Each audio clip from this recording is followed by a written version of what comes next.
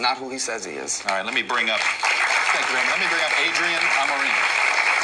Thank you, Senator, and thank you, Chuck. You got it. My question for you, Senator, is you receive money from hedge fund managers like Paul Singer and mega corporations like the GEO Group, private prison corporation. How often are you influenced by money from hedge funds and private prisons on issues like immigration and tax reform? None, because my agenda's in writing. I'm the only candidate that has an extensive agenda online. I also have an extensive agenda laid out in my book, American Dreams. So when someone gives money to my campaign, they're buying into my agenda. I'm not buying into their agenda. And it's there to be held accountable for. And everybody in this race has contributors. Every issue in America has money on both sides of it. Everyone in this race, even Donald Trump, who says he's self-funded, has loaned his campaign $17 million, which means he expects to be paid back by contributors. So you have to be willing to say, look, here's my agenda. And because of my agenda, there are people that don't support me. I had $40 million of attack ads run against me. That was not $50 contributions. Those were multi-million-dollar checks that were written and used to try to defeat me in this campaign. Those people had interests. Some of them were hedge fund people as well. So ultimately, I take a clear position on issues. You can hold me accountable to where I stand, and people either support my agenda or oppose it. There are people that support it, and there are people that oppose it. And in America, you have a First Amendment right to participate in the process that way. In addition to that, I'm sorry, Chuck. It's okay.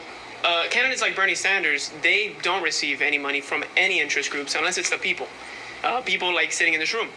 So how would you compare yourself to Bernie Sanders that there's doesn't no collect comparison. money Bernie like that? Sanders is a socialist. And if you want to live in a socialist country, I think if someone, if you want to turn America into a socialist democracy, you're going to have to win an election. We're going to fight you every step of the way. If you want to live in a socialist country, there are dozens of countries around the world you can move to. I'm going to fight every day to keep America a free enterprise society. So there's no... Very quick before we go to break.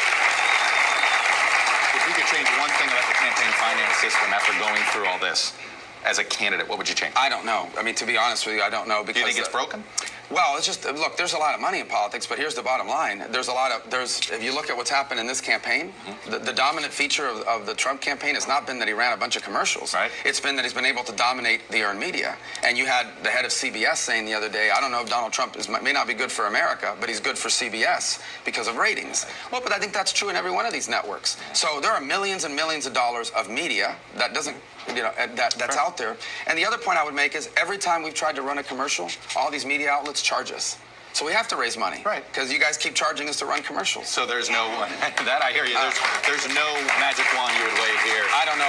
The First Amendment is pretty broad. Or whatever. The First Amendment is so broad that it allows people to run ads that are lying about me. But they're allowed to do it. Speaking of television ads, you got to have a run. I'm going to have to run a couple here. Take a quick break. When we come back, we're going to do immigration, health.